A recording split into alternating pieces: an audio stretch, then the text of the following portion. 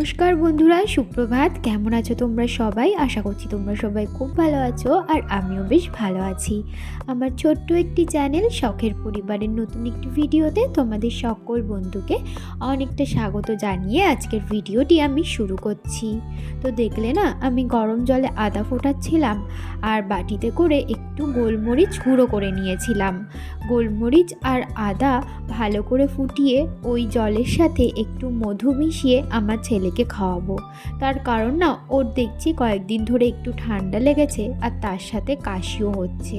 আর কালকে রাত্রে তো একটুখানি জ্বরও এসেছিল। ওষুধ খাওয়াতে দেখি জ্বরটা নেমে গেছে। আজকে সকালে আর কোনো রকম জ্বর আসেনি। তো সেই কারণে আজকে সকাল সকাল ওই কাড়াটা বানিয়ে নিলাম। কাড়াই বলতে পারো।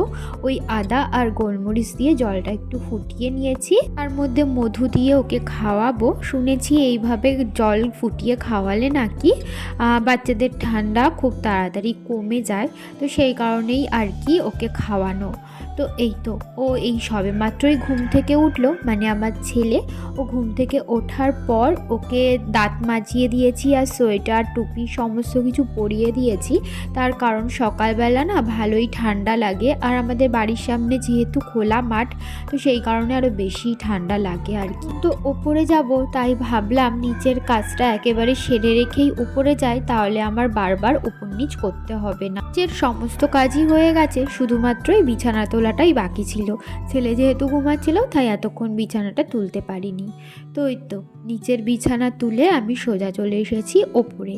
আর সকালবেলা না এই মধুর শিশিটা আমি একটু রোদে দিয়ে রেখেছিলাম। এখন এই মধুর থেকে 1 চামচ মধু ওই গ্লাসের মধ্যে নিয়ে নিয়েছি, তখন যে জলটা ফুটিয়ে রাখলাম আর কি। তো এখন এই জলটা ওকে আমি খাইয়ে দেব। আর এটা না একদম কিন্তু খাঁটি মধু। আমাদের বাড়িতে মৌচাক বাসা বেঁধেছিল 2-3 বছর আগে, মানে আমার শ্বশুর বাড়িতে। এই মৌচাক ভেঙেই মধু বার করা হয়েছিল, সেই মধুই কিছুটা রয়েছে। ছেলের যখন ঠান্ডা লাগে ওকে খাওয়াই। তো বন্ধুরা, ঘড়িতে এখন বেজে গেছে আর 10:30। আর সকালবেলা ঘুম থেকে ওঠার পর পুজো টুজো সমস্ত কিছু আমার দেওয়া হয়ে গেছে। আজকে ঘুম থেকে উঠেছি 7:30টার সময়। তো উঠে তাড়াতাড়ি করে সমস্ত কিছু করে নিয়েছি। আর ছেলে ঘুম থেকে উঠলো 9:30টার সময়। ও একটু সকালবেলা দেরি করেই ঘুম থেকে ওঠে।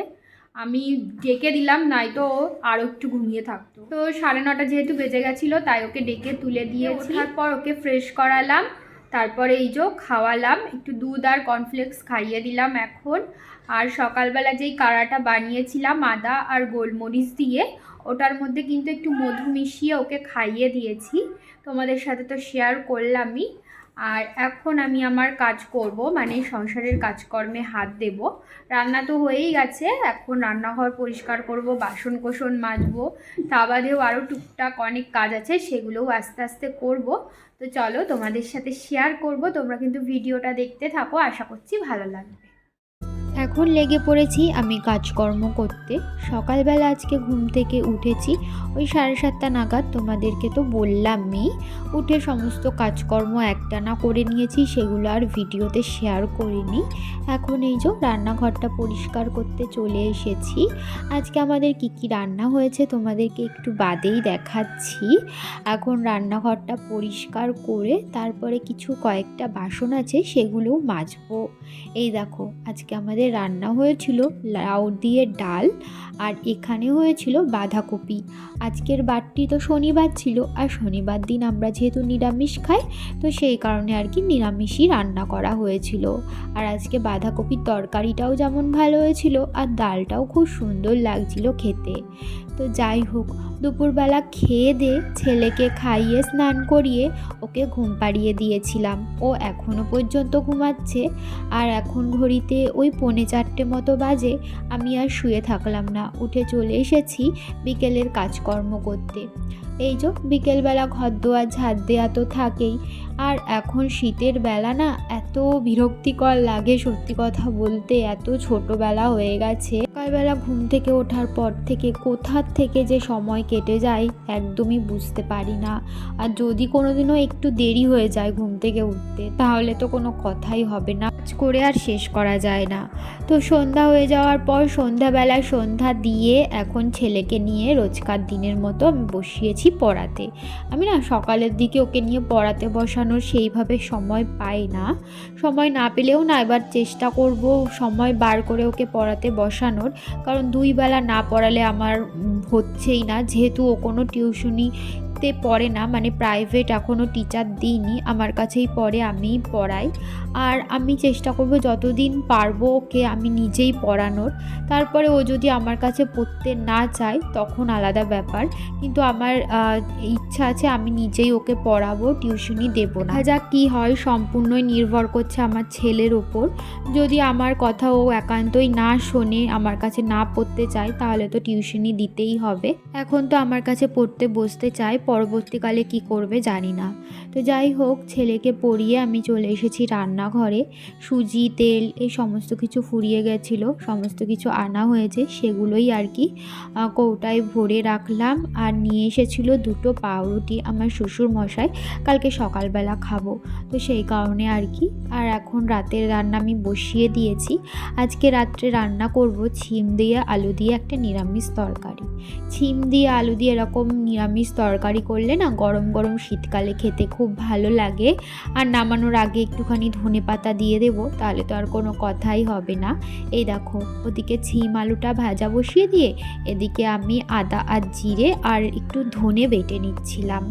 দেখো, এদিকে কিন্তু ছিম আলুটা ভাজাও হয়ে গেছে, বেশি ভাজিনি, হালকাই ভেজেছি। ছিম আলুটা ওদিকে তুলে রেখে কড়াইয়ে জিরে আর শুকনো লঙ্কা ফোড়ন দিয়ে দিলাম। তারপরে বেটে রাখা মশলাটা দিয়ে এখন ভালো করে কষিয়ে নেব। আর ওই পাশের গ্যাসে কিন্তু আমি ভাত বসিয়ে দিয়েছি, একদিকে ভাত হচ্ছে আর একদিকে তরকারিও হয়ে যাচ্ছে।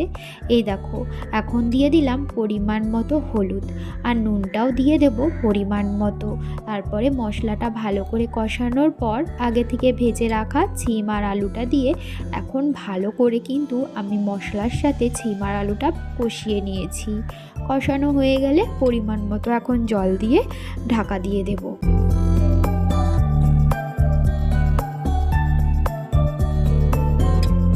আলুর তরকারিটা কিন্তু একদম টকবক করে ফুটে উঠেছে, নুনটা চেখে দেখলাম একদমই ঠিকঠাক লাগছে।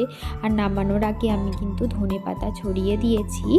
এখন গ্যাসটা লিভিয়ে দিলেই হয়ে যাবে। ছিম আলুর তরকারি একদমই রেডি। আর ছেলেকেও রাত্রে আজকে ছিম আলুর তরকারি দিয়েই ভাত খাইয়ে দেবো। আগে না ওকে দুধ ভাত খাওয়াতাম রাত্রেবেলা করে, কিন্তু এখন ও আর দুধ ভাত খেতে চায় না, তো সেই কারণে বাড়িতে যা রান্না হয় রাত্রেবেলা তাই দিয়েই ওকে খাইয়ে দিই। বন্ধুরা, ঘড়িতে এখন বেজে গেছে রাত 11টা, আর বিছানা করে নিয়েছি, এখন শোবো। এর মতো ভিডিওটা এখানেই শেষ করছি। তোমাদের সাথে আবারও দেখা হবে নতুন একটি ভিডিওর সাথে। ততক্ষণের জন্য তোমরা ভালো থেকো, সুস্থ থেকো, সাবধানে থেকো। আর আমার এই ছোট্ট চ্যানেলটির পাশে থেকে আমাকে একটু সাপোর্ট করো। তাহলে আজকের মতো এখানেই টাটা, শুভরাত্রি।